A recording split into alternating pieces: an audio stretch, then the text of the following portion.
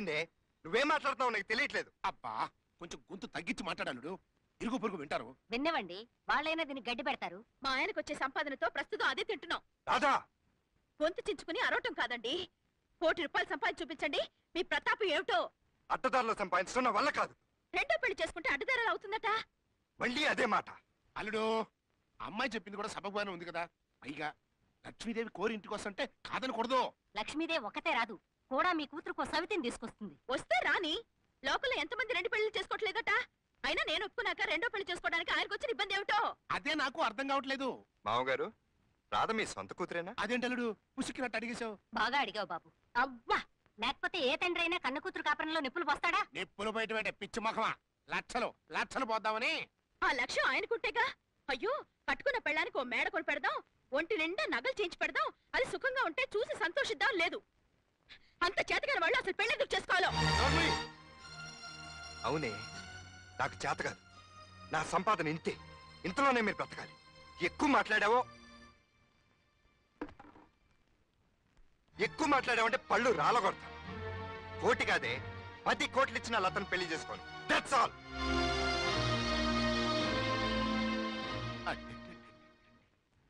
₹1,00,00,000 ఒక్క మాటతో కొట్టి అవతల వారేసాడే.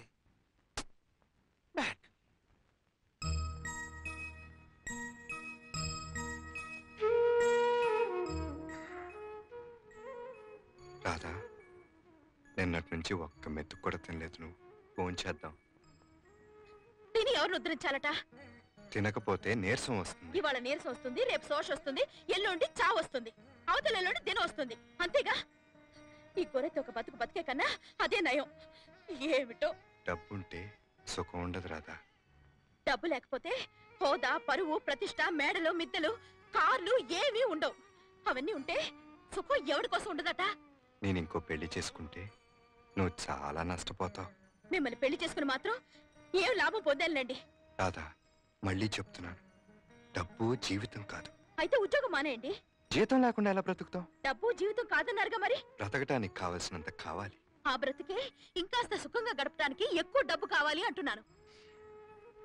అయితే డబ్బులోనే సుఖం ఉందంటావు. అంతేగా మరి. డబ్బుంటే సుఖపడతానంటావు.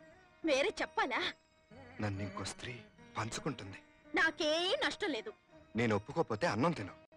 పచ్చి మంచి నీళ్లు కూడా ముట్టుకోను. ఓకే, నువ్వు డబ్బుతోనే సుఖపడతానంటున్నావు కనుక, నేను డబ్బు సంపాదించలేను కనుక ఒప్పుకుంటున్నాను. సంతోషమేనా? రా, కలిసి భోంచేద్దాం. తర్వాత ఈ అవకాశం నీకు మళ్ళీ దొరకపోవచ్చు.